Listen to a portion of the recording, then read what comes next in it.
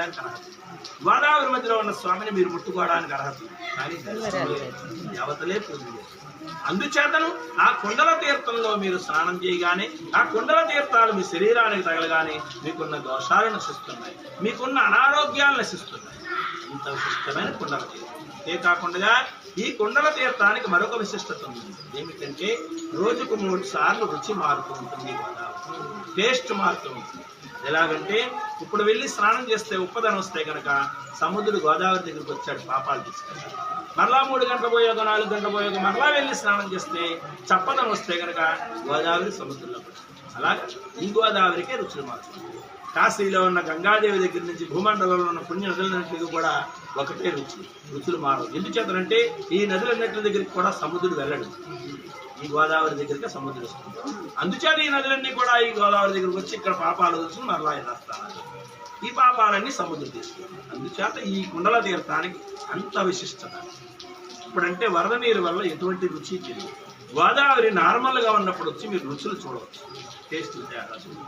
అంతేకాకుండా ఈ గోదావరికి మరొక విశిష్టత ఉంది. అదేమిటంటే ఈ గోదావరిని చూసినా తాకినా ఈ గోదావరిలో స్నానం చేసి స్వామిని ఒక్కసారి దర్శనం చేసుకుంటే ఒకేసారి 10,000 గోవులు దానం చేస్తే ఎంత ఫలితం దక్కుతుందో అంత ఫలితం దక్కుతుంది. అంత విశిష్టమైన క్షేత్రం. అంతేకాకుండా కాశీ వెళ్ళాలంటే ముందుగా ఈ క్షేత్రానికి రావాలి. ఈ గోదావరిలో స్నానం చేసి మన పాపాలన్నీ కుడదుచుకుని ఈ స్వామికి అభిషేకం చేయించుకున్నా, అర్చన చేయించుకున్నా, దర్శనం చేసుకున్నా తర్వాత కాశీ వెళ్ళే వారికి మాత్రమే మేము సంకల్పం చెప్తాం. ఆ సంకల్పం చెప్పించుకున్న తర్వాత కాశీ వెళ్ళి కాశీ నదిలో స్నానం చేస్తే కండి కాశీలో ఉన్న గంగాదేవి అంటుందండి, ఈ భక్తులు వాళ్ళ పాపాలు అక్కడ గోదావరిలో వదులుచుకుని నాకు పాపభారం తగ్గించారు వీళ్ళు, తక్షణమే వీళ్ళకి శివ సాహిత్యం కలగాలిగాక అని వర్ణిస్తుంటే కాశీలో ఉన్న గంగాదేవి అంత విశిష్టమైన క్షేత్రం. అంతేకాకుండా బ్రహ్మశ్రీ చాగంటి కోటేశ్వరరావు గారు అంటారు, ఆయన ఈ మధ్య కాలంలో కాశీ వెళ్తే అక్కడ ఆలయ ప్రధాన అర్చకులు ప్రశ్నించారు. ఏమని ప్రశ్నించారండి? కోటేశ్వరరావు గారు కాశీ వచ్చారు, బాగానే ఉంది, కాశీ కన్నా పూర్వంది, కాశీ కన్నా విశిష్టమైంది, కాశీ కన్నా పుణ్యక్షేత్రం మీకు దగ్గరలో ఉంది, ఎప్పుడైనా వెళ్ళారా? అక్కడికి వెళ్ళి ఇక్కడికి రావాలి. ఈ క్షేత్రం పేరు కానీ, ఈ స్వామి పేరు కానీ, ఈ తీర్థం పేరు కానీ చెప్పకుండా అర్చక స్వామి కోటేశ్వరరావు గారిని అడిగారు.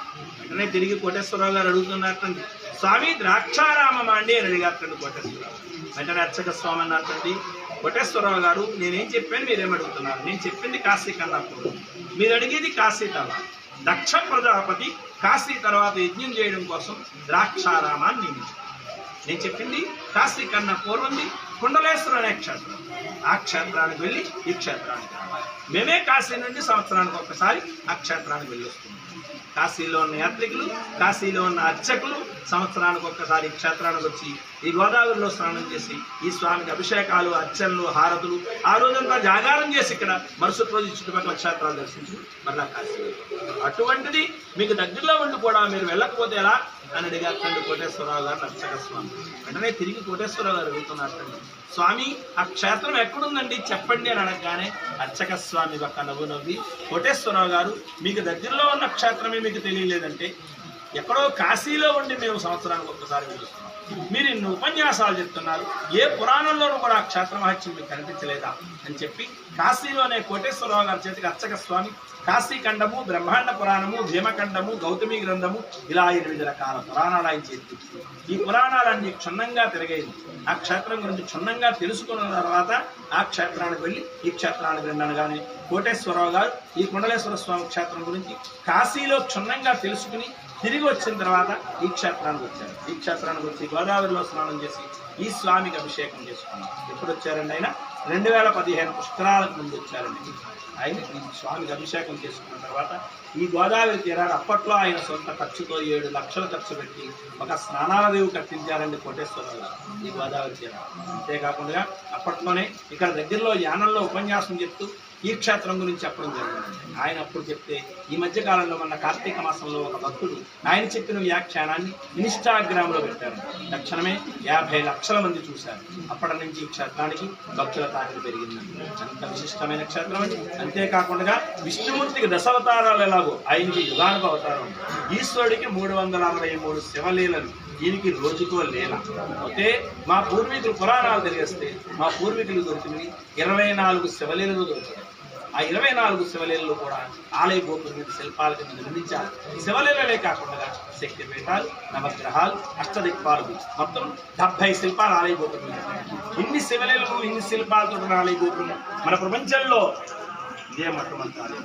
ఈ ఆలయం మీద చూస్తే కొన్ని క్షేత్రాల్లో అనగా గొల్లల మామిడాడ, వేములవాడ, ఇలా కొన్ని క్షేత్రాల్లో కొన్ని దేవాలయాల మీద కొన్ని శివలీలను నిర్మించగలిగారు. అన్ని శివలీలను నిర్మించలేకపోయారు. అంత విశిష్టమైన క్షేత్రంలో నమస్కారం చేసుకోండి. ఓం నమః శివాయ. అంతేకాకుండా కాశీ వెళ్ళాలన్నాను కదా, కాశీ వెళ్ళే ముందు రమ్మన్నాం కదా అని కాశీ ప్రయాణం నెల ముందో 2 నెలల ముందో పెట్టుకుని వచ్చి మేము కాశీ వెళ్తున్నామండి మాకు సంకల్పం చెప్పండి అంటే చెప్పించుకోకూడదు. అలా కాశీ వెళ్ళే ముందు 2 రోజుల ముందు కానీ 4 రోజుల ముందు కానీ వచ్చి గోదావరి స్నానం చేసి స్వామిని దర్శనం చేసుకుని అప్పుడు మా సంకల్పం. ముందుగా సంకల్పం చెప్పించుకున్నారనుకోండి ఏం జరుగుతుందో తెలుసా అండి.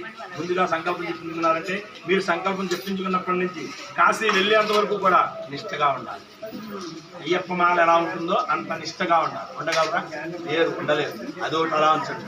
ఇవి మీరు సంకల్పం చెప్పుకున్న తర్వాత దైవాదనం మన ఇంట్లో ఏదైనా ఆటంకం కలిగింది అనుకోండి, ఈ సంకల్పం చెప్పించుకున్నది ఏమవుతుంది? చెప్పించుకున్నది మీకు దోషం, చెప్పినందుకు నాకు దోషం. అందుచేతనే 2 రోజుల ముందు కానీ 4 రోజుల ముందు కానీ వచ్చి స్నానం చేసి, ఇక్కడ గోదావరి స్నానం ప్రాముఖ్యత.